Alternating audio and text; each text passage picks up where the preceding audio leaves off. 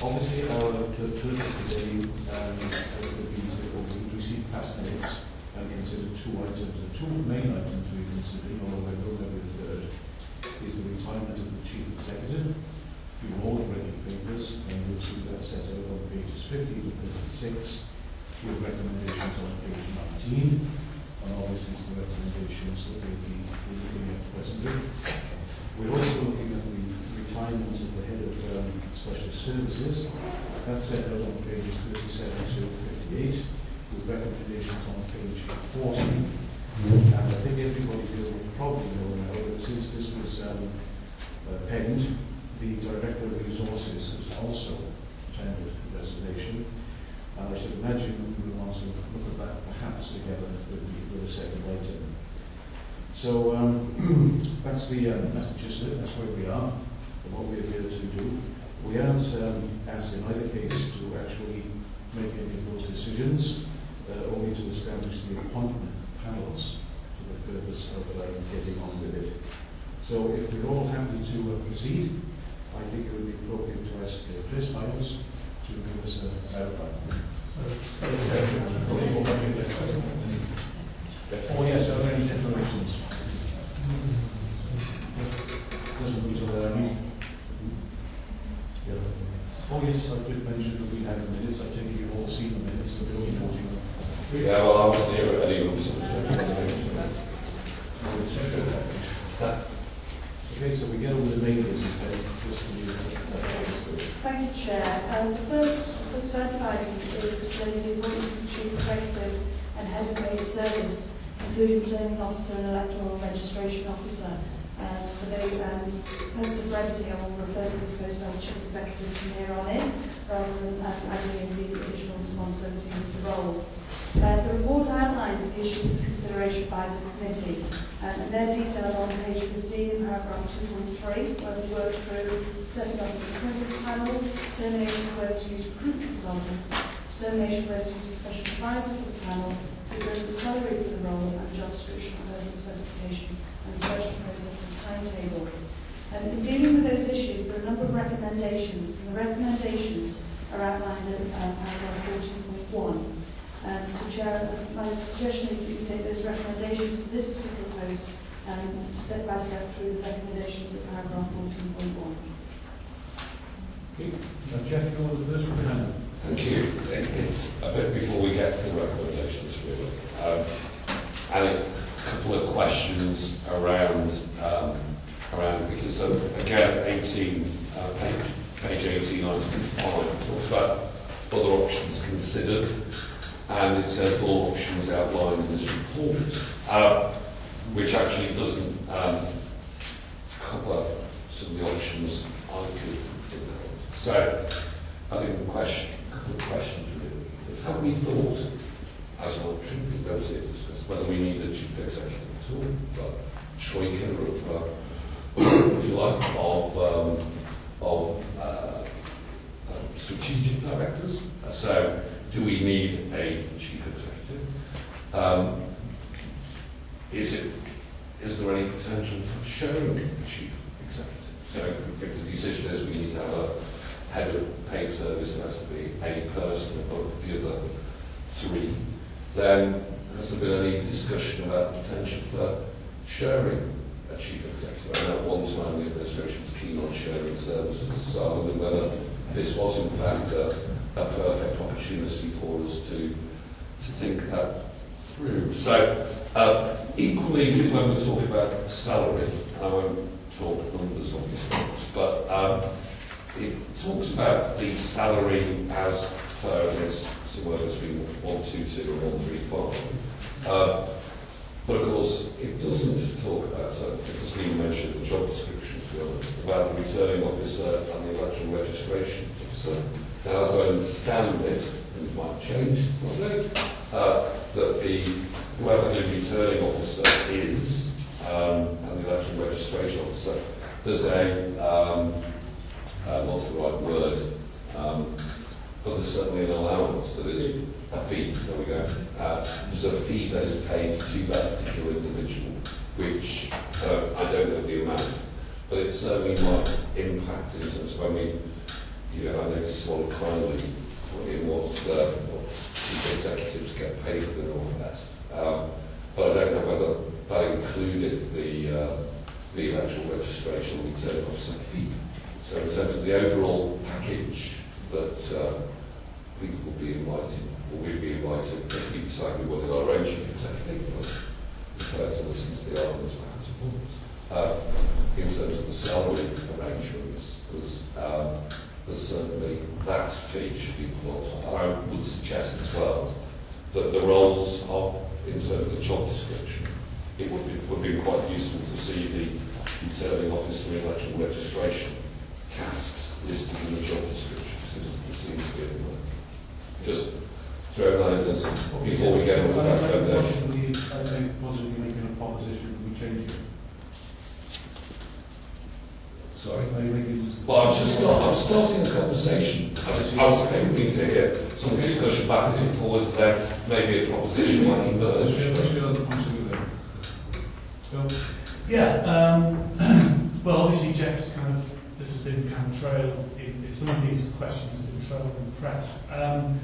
Just a personal view, I do believe we need a chief executive. I'm not of the view that, we're the 9th largest metropolitan council in England, we're the 2nd largest council in the city region. We provide a massive range of services with a substantial budget, and we've got some pretty significant challenges going forward. I don't believe that it's appropriate for us to move forward without a chief executive running the organisation. I don't know of any other local authorities certainly in the North West that are running without a chief executive. I don't know if you do, Jeff. So my personal view is, given the scale of the operation, given the challenges ahead, I do believe we need a chief executive. On the issue of sharing the chief exec, now clearly there's parts of the country, I think London have got 3 boroughs that share a chief exec. In the past I've heard you eloquently speak against sharing a chief executive. I don't know if that's still your position. I suppose my view, having reflected on this, I think there's a point I remember you bringing up, Jeff, when we had this debate last time round. I would worry if we shared a chief executive, just how much time, energy, focus, commitment that person would have on rural issues compared to if they had split their time between rural and 1 or 2 other local authorities, given all of the factors I've talked about in terms of our size and our challenges. So I suppose my, again, personal view is I share the position you previously held, which is we are sufficiently important enough to have our chief executive in our own right. Just in passing, I note, we've got 2 other Merseyside authorities that have recently parted with their chief exec, and certainly St Helens, they advertised for their chief executive post just last week. It was in the Municipal Journal. St Helens are a much smaller local authority to Wirral, but they've advertised for a chief exec. So I think for all of those reasons, my own view is I think we are sufficiently important an organisation to merit a chief exec in our own right. I would worry that sharing chief exec will dilute the focus on purely Wirral issues.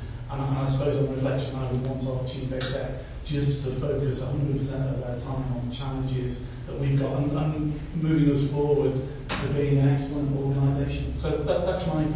Hang on, there are 2 quite distinctly different views. Phil, does your view have a view on this?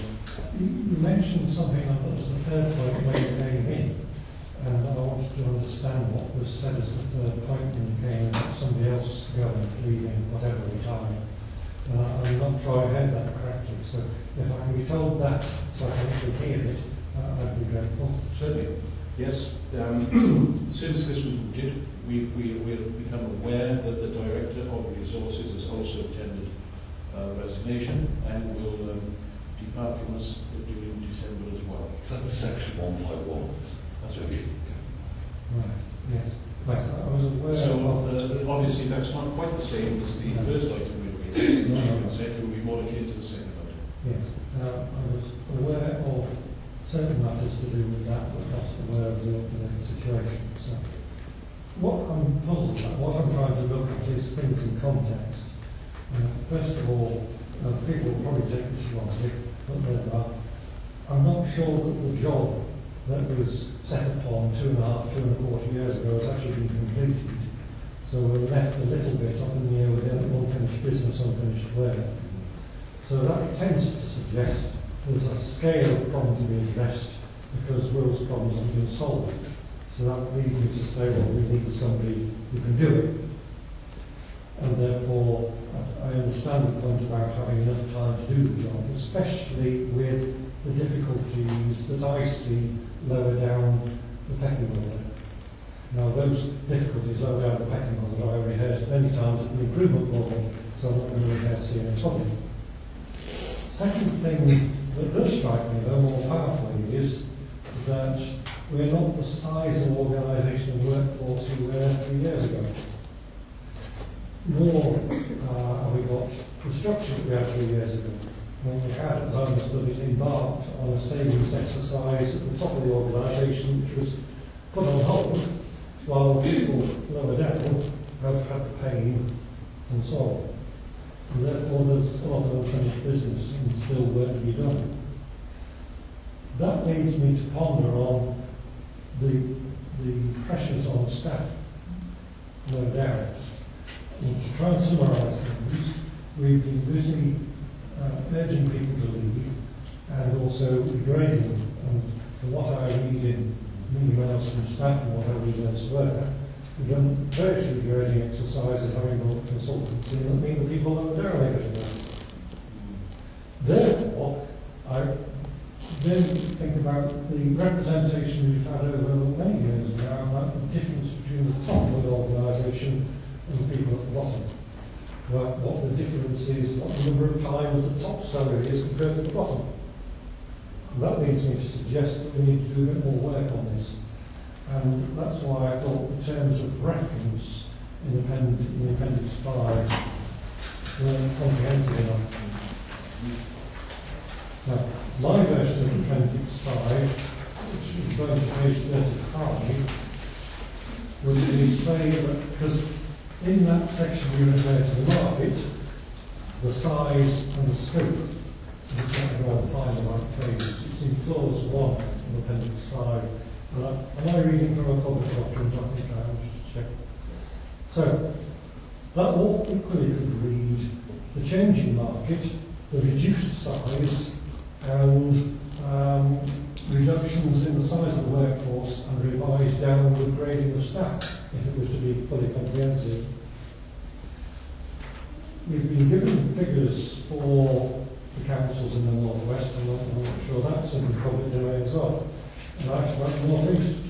And what it doesn't help me is this, apart from reading about Nosy, I think it was in the press, all these councils appointed people at a certain time, possibly when things were really good, possibly, if we understand, when things were on a roll, and salaries were on a roll, and now we're in different times. So, and the balance, whether we sort of wander around with our sort of hair shirt like St. John the Baptist and our old cloths and things that say, right, we can do it as modestly as possible. So I look at the prices for staff there and think, well, actually compared with Rochdale and St. Helens and Nina, none of these, I don't know when they last did them. I'm going to say they might have now. I'm assuming that chief executives, when they're on a certain level, if the organisation is reduced in size,